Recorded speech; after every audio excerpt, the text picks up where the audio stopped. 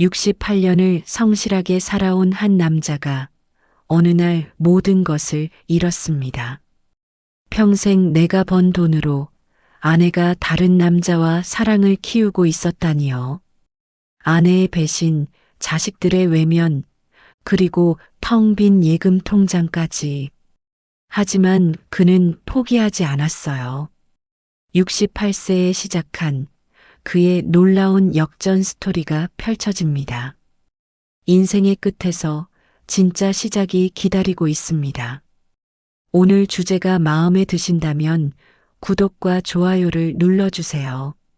더 많은 이야기를 전하는 힘이 됩니다. 새벽 5시 알람이 울리기 전에 박민호는 눈을 떴다. 68년을 살아오면서 몸에 밴 습관이었다. 조용히 이불을 개고 세수를 마친 뒤 부엌으로 향했다. 아내 정순자가 아직 잠들어 있는 것을 확인하고 그는 혼자서 아침 준비를 시작했다. 여보, 일어나. 부드러운 목소리로 아내를 깨웠지만 아내는 몸을 뒤척이며 투덜거렸다. 아직 일찍이네. 조금만 더 자면 안 돼? 커피 타줄게. 천천히 일어나. 박민호는 40년 넘게 반복해온 이 대화에 익숙했다. 교직에 몸담으며 새벽부터 밤늦게까지 성실하게 살아온 세월이 그의 얼굴에 고스란히 새겨져 있었다.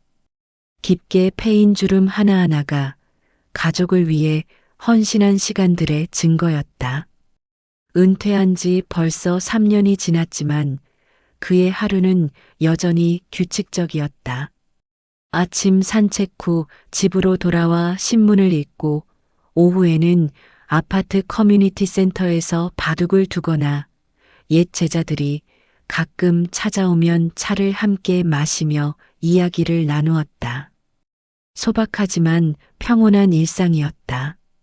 여보, 오늘 친구들이랑 모임이 있어서 조금 늦을 것 같아. 아침을 함께하던 아내가 말했다. 박민호는 고개를 끄덕였다. 그래. 조심해서 다녀와. 저녁은 안 먹어도 될 것 같아. 아마 늦을 거야. 요즘 들어 아내의 외출이 잦아졌다는 생각이 들었지만 박민호는 별다른 의심을 하지 않았다. 박민호 자신이 은퇴 후 집에만 있으니 아내도 답답할 것이므로 가끔 친구들과 시간을 보내는 것도 좋은 일이라고 생각했다. 하지만 무언가 달라진 것들이 있었다. 예전에는 어디를 가든 함께 가자고 했던 아내가 이제는 혼자 나가는 일이 많아졌다. 그리고 집에 있을 때도 예전처럼 다정하게 대화를 나누는 시간이 줄어들었다. 당신도 친구들이랑 시간 보내. 집에만 있으면 심심하잖아. 아내의 말에 박민호는 쓸쓸한 미소를 지었다. 함께 늙어가며 더 많은 시간을 보낼 수 있을 거라고 생각했는데 오히려 서로 멀어지는 것 같았다. 오후 아파트 커뮤니티 센터에서 바둑을 두던 박민호는 옆자리 김씨 할아버지의 말에 귀를 기울였다. 요즘 아내들이 참 바빠. 우리 집 할매도 맨날 어디 나가기 바쁘다니까. 그러게 말이야. 우리가 젊을 때는 부부가 함께 보내는 시간이 더 많았는데. 박민호는 바둑알을 들고 있던 손을 잠시 멈췄다. 다른 사람들도 비슷한 상황인 것 같았다. 혹시 이것이 나이 들어가는 부부들의 자연스러운 과정인 것일까? 집으로 돌아오는 길, 박민호는 아내를 위해 그녀가 좋아하는 떡을 샀다. 작은 선물이라도 주고 싶었다. 하지만 집에 도착해 보니 아내는 아직 돌아오지 않았다. 밤 9시가 넘어서야 아내가 집에 들어왔다. 많이 늦었네. 걱정했어. 미안해. 친구들이랑 이야기하다 보니까 시간이 금방 지나가더라고. 아내의 얼굴에는 피로한 기색이 역력했다. 하지만 동시에 박민호가 보기에는 묘하게 들뜬 것 같기도 했다. 떡 사왔어. 당신이 좋아하는 거. 고마워. 그런데 너무 배불러서 내일 먹을게. 박민호는 실망스러웠지만 억지로 미소를 지었다. 아내가 친구들과 즐거운 시간을 보냈다면 그것만으로도 좋은 일이었다. 하지만 잠자리에 들면서 가슴 한편이 허전했다. 언제부터인가 아내와의 대화는 형식적이 되어갔고 함께 웃는 일도 줄어들었다. 혹시 자신이 너무 무미건조한 남편이 되어버린 것은 아닐까? 박민호는 천장을 바라보며 40년 넘게 함께해온 아내와의 추억을 떠올렸다. 젊은 시절 서로 사랑했던 그 마음들이 지금은 어디로 갔을까? 나이가 들면서 자연스럽게 사라진 것일까? 아니면 자신이 놓쳐버린 것일까? 옆에서 잠든 아내의 숨소리를 들으며 박민호는 내일은 더 많은 관심을 보여줘야겠다고 다짐했다. 하지만 그는 아직 몰랐다. 이미 아내의 마음이 다른 곳을 향하고 있다는 것을. 한 달이 지났다. 박민호의 노력에도 불구하고 아내와의 거리감은 좁혀지지 않았다. 오히려 더 멀어지는 것 같았다. 여보, 오늘은 어디가? 아, 그냥 친구 만나러 가. 옛날 직장 동료들 아내의 대답은 점점 간소해졌다. 예전에는 누구를 만나고 어디서 무엇을 할 건지 자세히 이야기해주곤 했는데 이제는 대충 얼버무리고 나가버렸다. 박민호는 혼자 남은 집에서 점점 깊어지는 고독감을 느꼈다. 텔레비전을 켜봐도 책을 읽어봐도 마음 한편이 계속 허전했다. 현관문이 열리는 소리가 들렸다. 여보 왔어? 박민호가 반갑게 맞이한다. 하지만 정순자는 박민호가 거실에 앉아 웃으며 자신을 맞이하는 모습을 보고도 인사만 간단히 하고 방으로 들어가 버렸다. 어떻게 지냈어? 친구들 안녕하고? 박민호가 관심을 보이며 물어봤지만 아내의 반응은 시큰둥했다. 그냥 다 잘 있어. 피곤해서 좀 쉴게. 침실 문이 닫히는 소리가 유독 크게 들렸다. 박민호는 거실에 혼자 남아 무력감을 느꼈다. 며칠 후 박민호는 우연히 아내의 핸드폰이 울리는 것을 들었다. 아내가 화장실에 간 사이 거실 탁자 위에서 계속 진동하고 있었다. 여보, 전화 오네. 하지만 아내는 서둘러 나와서 핸드폰을 손에 들고는 발신자를 확인한 뒤 통화 버튼을 누르지 않았다. 그리고는 박민호를 힐끗 보더니 침실로 들어가 문을 닫아버렸다. 박민호는 이상했다.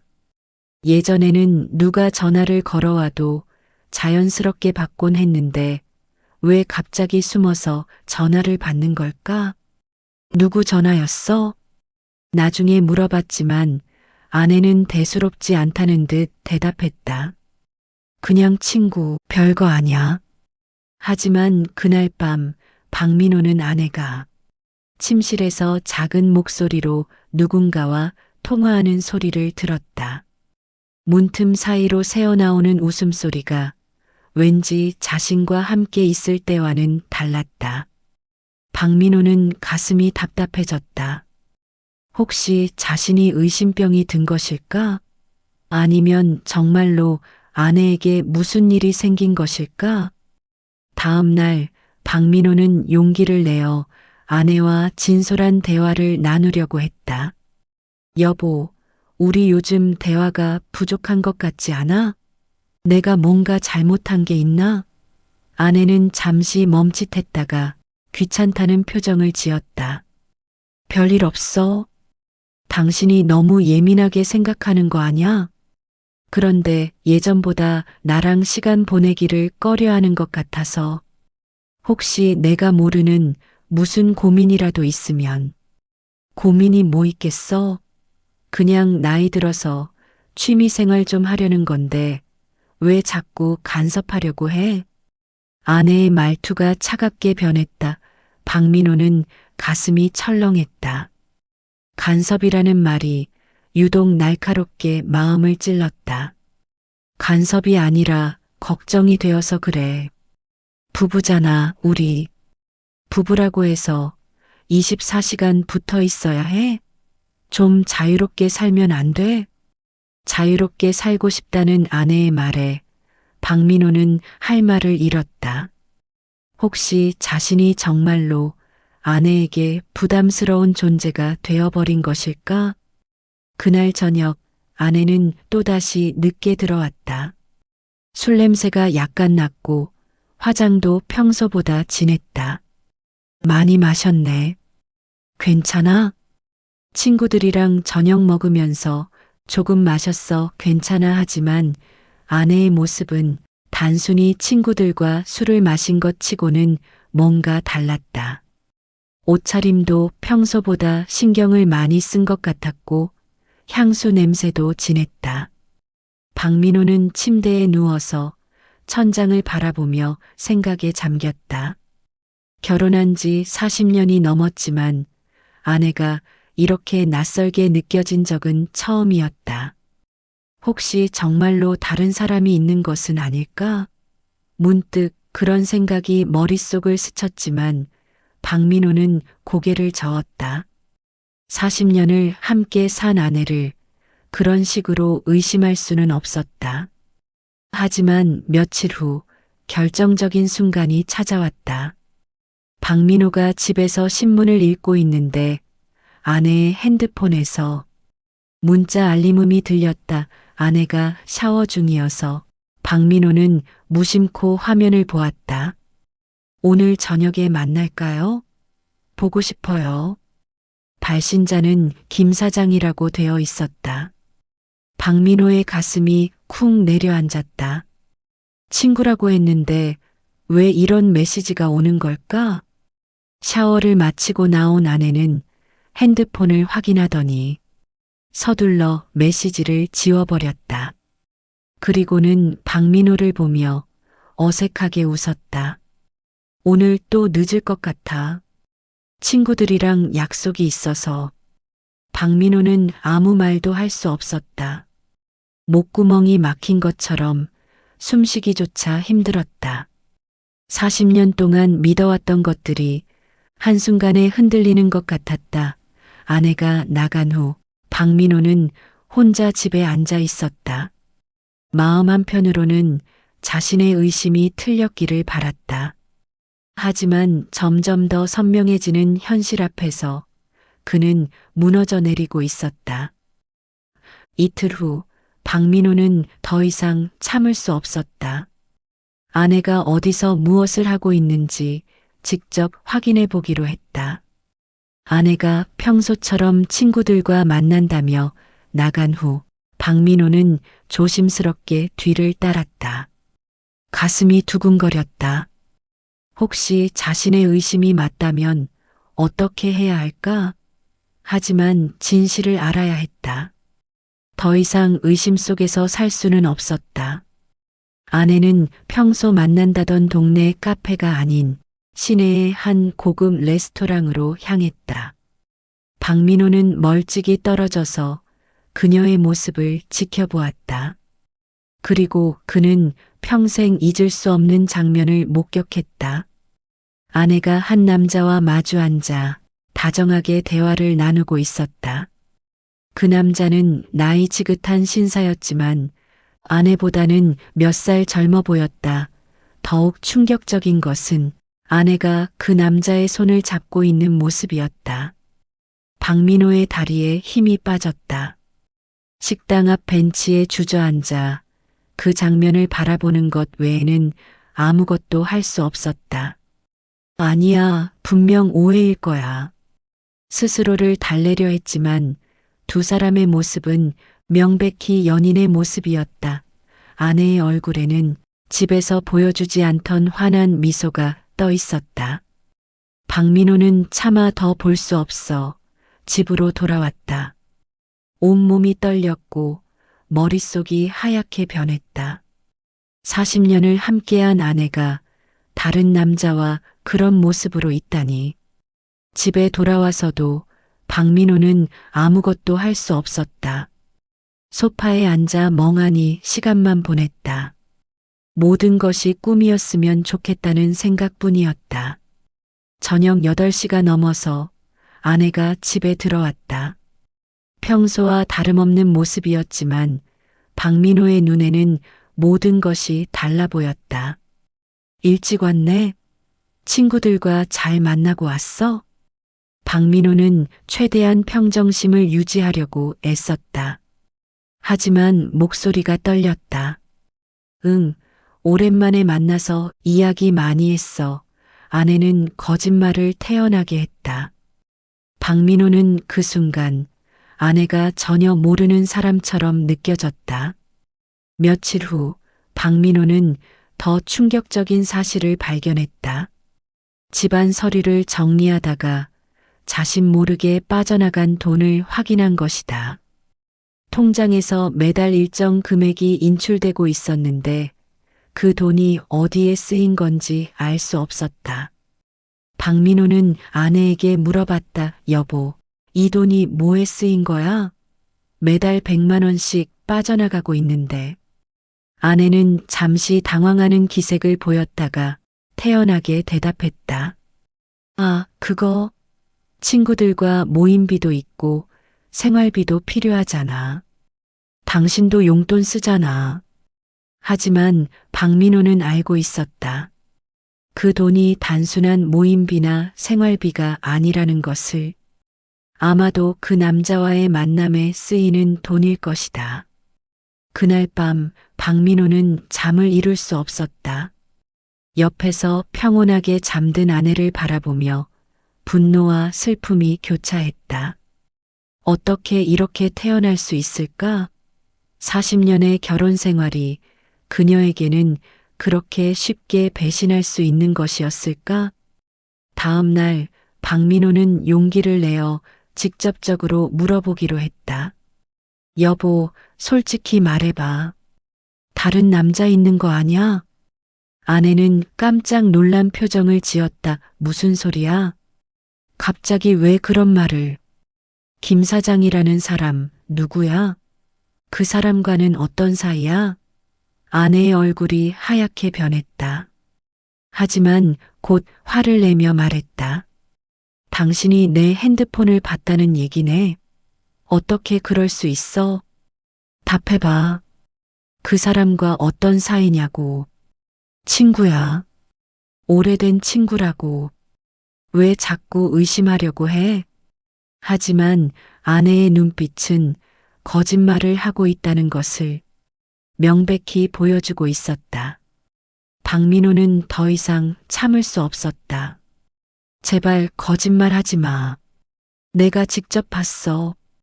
당신이 그 남자와 함께 있는 걸. 순간 아내의 얼굴에서 모든 가면이 벗겨졌다. 당황한 기색이 역력했지만 곧 정색을 하며 말했다.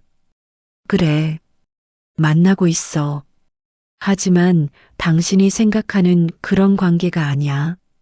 그럼 어떤 관계인데? 손을 잡고 다정하게 있는 게 그냥 친구 사이야? 박민호의 목소리가 높아졌다. 40년 만에 처음으로 아내에게 이렇게 화를 내는 것이었다. 아내는 잠시 침묵했다가 마침내 입을 열었다. 당신과는 이제 남남이나 다름없잖아.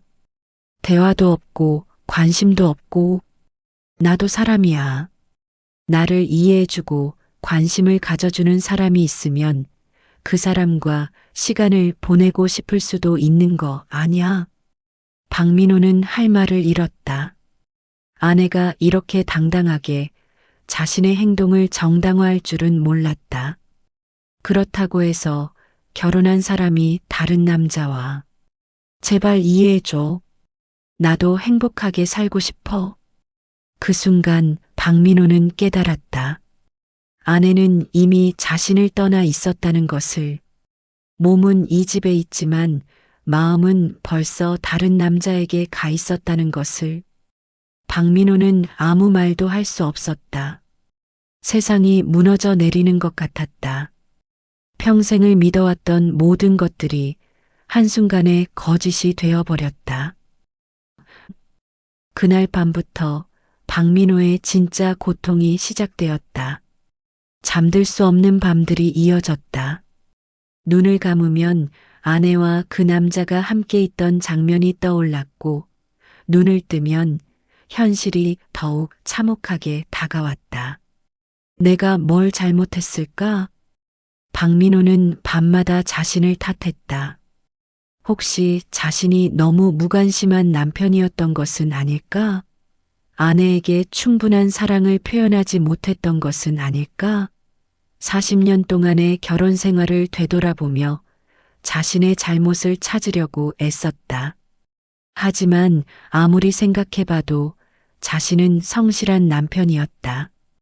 바람을 피운 적도 없고 술이나 도박에 빠진 적도 없었다. 가족을 위해 평생을 헌신했는데 왜 이런 일이 벌어진 걸까? 아내는 여전히 집에서 생활했지만 두 사람 사이의 분위기는 완전히 달라져 있었다. 대화는 거의 없었고 있다 하더라도 생활에 필요한 최소한의 말들 뿐이었다. 저녁 준비했어. 응. 이런 식의 형식적인 대화만이 오갈 뿐이었다. 박민호는 식탁에서 혼자 밥을 먹는 일이 많아졌다. 아내는 늘 약속이 있다. 친구를 만난다며 집을 비웠다. 일주일 후 박민호는 큰아들 박상현에게 전화를 걸었다. 누군가에게 이 고통을 털어놓고 싶었다. 상현아, 시간 있으면 집에 한번 와보겠니? 아버지, 무슨 일이세요? 목소리가 안 좋으신데요. 그냥 할 이야기가 좀 있어서. 다음 날 저녁 상현이 며느리와 함께 찾아왔다.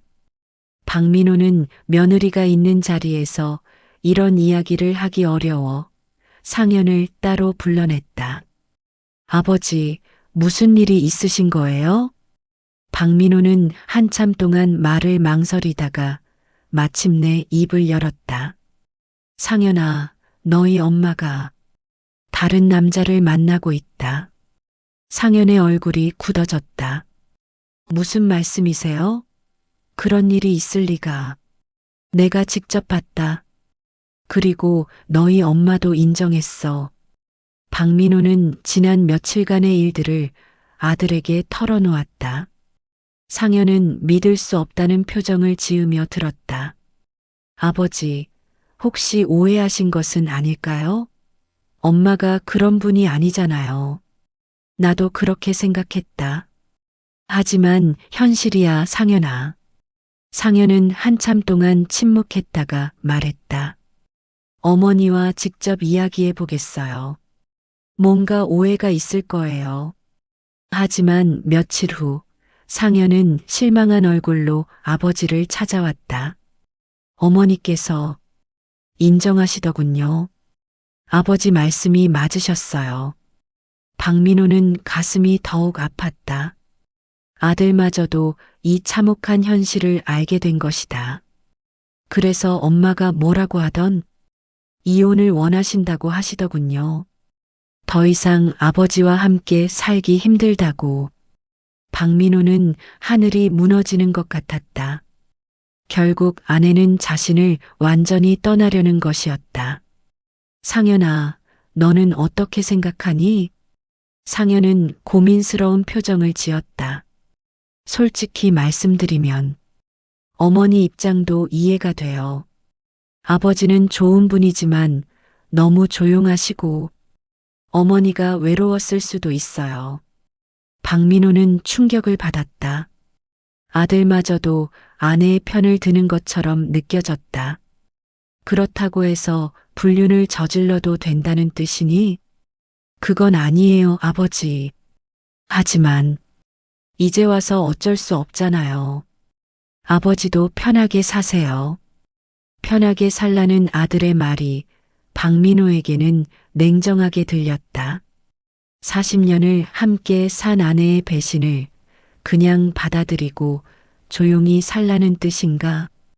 둘째 딸 박지연에게도 연락해봤지만 반응은 비슷했다.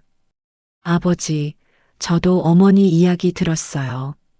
속상하시겠지만 이제 두 분 다 나이도 드셨고 각자 편하게 사시는 게 어떨까요? 자식들마저도 자신의 고통을 이해하지 못했다. 박민호는 세상에서 가장 외로운 사람이 된 것 같았다. 밤마다 박민호는 혼자 술을 마셨다. 평생 술을 거의 마시지 않던 그였지만 이제는 술 없이는 잠들 수 없었다. 마음의 고통이 너무 컸기 때문이다. 어느 날 밤 박민호는 아내에게 마지막으로 물어봤다. 정말로 이혼을 원하는 거야? 그래. 더 이상 이런 식으로 살 수는 없어. 40년을 함께 살았는데 그 시간이 당신에게는 아무것도 아니었나? 아내는 잠시 망설이다가 말했다. 좋은 추억도 많았어.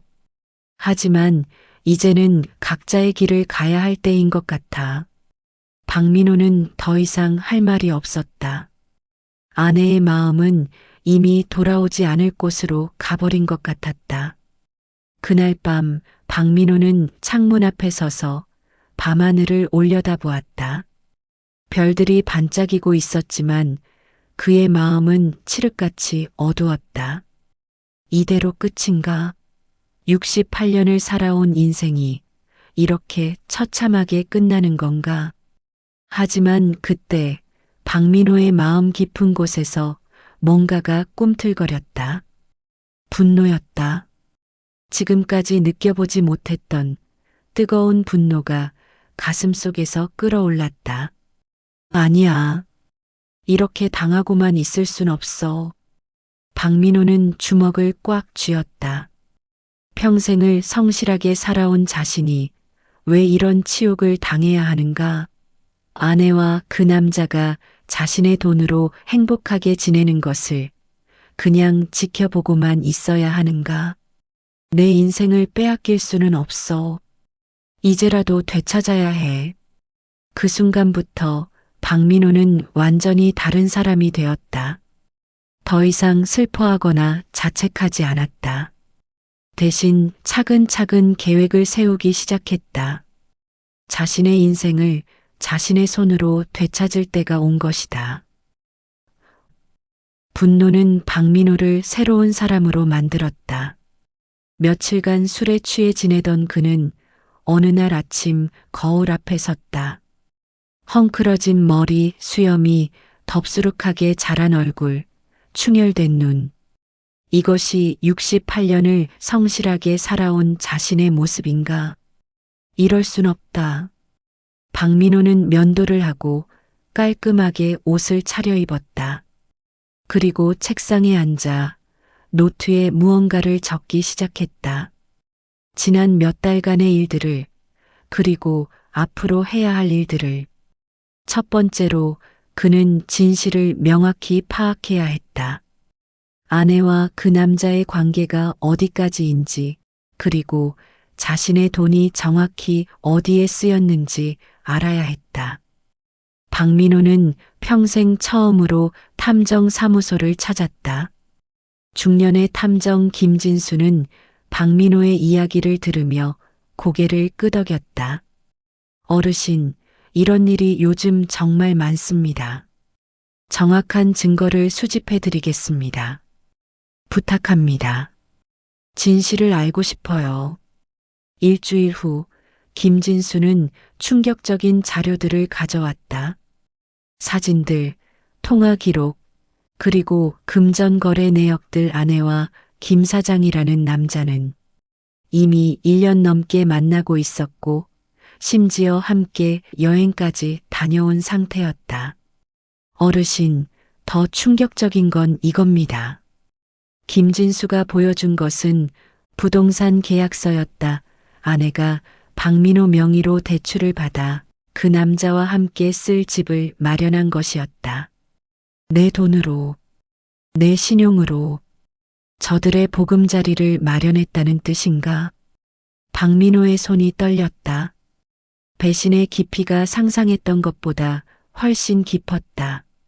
네, 그렇습니다. 그리고 이 남자, 김철수라는 사람인데요. 60세의 기혼자입니다. 아내와 별거 중이긴 하지만 정식으로 이혼한 상태는 아니에요. 박민호는 웃음이 나왔다. 쓸쓸한 웃음이었다.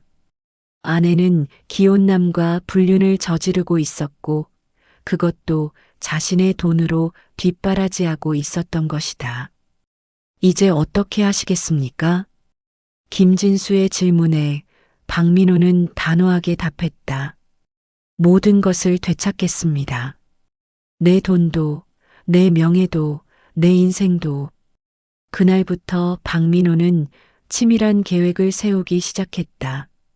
먼저 변호사를 만나 법적 절차에 대해 상담받았다. 어르신, 충분한 증거가 있으니까 재산 분할에서 유리한 위치에 있습니다. 위자료도 청구할 수 있고요.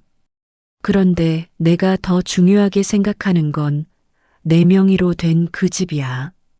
당장 처분하고 싶어. 가능합니다. 소유주가 어르신이니까요. 변호사의 말에 박민호는 안도했다. 적어도 법은 자신의 편이었다. 그 다음 박민호는 아내와 마지막 대화를 나눴다. 하지만 이번에는 예전처럼 슬퍼하거나 애원하는 박민호가 아니었다. 여보, 이혼 절차를 진행하겠어. 아내는 의외라는 표정을 지었다. 갑자기 왜? 내가 말한 대로 하겠다는 거야? 그래. 대신 조건이 있어. 박민호는 탐정이 조사한 자료들을 테이블에 내려놓았다. 아내의 얼굴이 하얗게 변했다. 이게 뭐야? 당신과 불륜남 김철수의 만남 기록들이야. 그리고 내 명의로 마련한 집 계약서도 있고. 아내는 아무 말도 할 수 없었다. 당신이 내 돈을 얼마나 썼는지 정확히 계산해 봤어. 그리고 그 집도 당장 처분할 예정이야. 당신이 이런 일까지. 그래. 더 이상 당하고 살지 않겠어. 이혼은 하되 내가 잃은 것들은 모두 되찾을 거야. 박민호의 단호한 말투에 정순자는 당황했다. 평생 온순했던 남편이 완전히 다른 사람이 된 것 같았다. 그리고 한 가지 더. 김철수라는 그 남자, 기혼자라는 거 알고 있었나? 아내의 얼굴이 더욱 창백해졌다. 뭐라고? 부인과 별거 중이긴 하지만 정식 이혼은 안 한 상태야. 당신도 속은 거지. 그 순간 정순자는 자신이 얼마나 어리석었는지 깨달았다. 하지만 이미 너무 늦었다. 박민호는 더 이상 예전의 그가 아니었다. 68년 인생에서 처음으로 자신을 위해 싸우는 법을 배운 것이다. 그리고 이것은 단지 시작일 뿐이었다.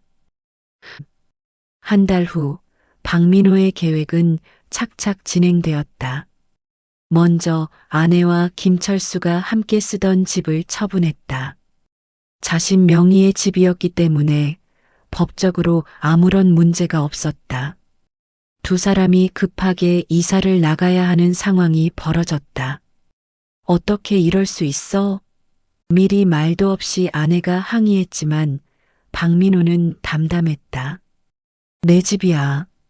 내가 처분하는 게 당연하지. 이혼 절차도 박민호에게 유리하게 진행되었다. 아내의 불륜 증거들이 명확했기 때문에 재산 분할에서 박민호가 더 많은 몫을 가져갈 수 있었다. 위자료도 받을 수 있었다. 김철수는 상황이 악화되자 정순자를 멀리하기 시작했다. 자신의 아내에게도 불륜 사실이 알려지면서 그 역시 이혼 위기에 처했다. 결국 그는 정순자와의 관계를 정리하고 떠나버렸다. 언니, 김 사장님이 연락이 안 돼. 정순자는 친언니에게 울면서 전화했다. 하지만 이미 모든 것이 늦었다. 40년 결혼 생활과 새로운 사랑, 두 마리 토끼를 모두 놓쳐버린 것이다. 한편 박민호는 이 과정에서 뜻밖의 인연을 만났다. 김철수의 아내였던 이영희가 박민호를 찾아온 것이다.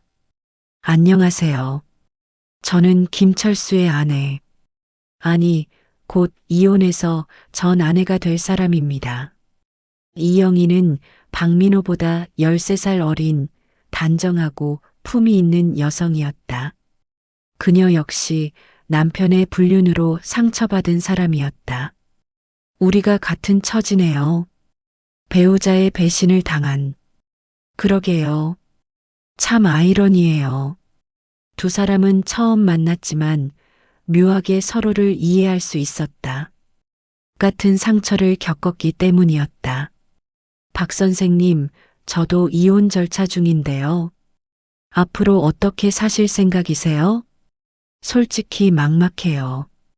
68세에 혼자가 되어야 한다니. 저도 55세에 새 출발이에요. 쉽지 않죠.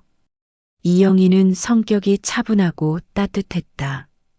박민호와 대화를 나누면서 오랫동안 잊고 있었던 마음의 평온을 느꼈다.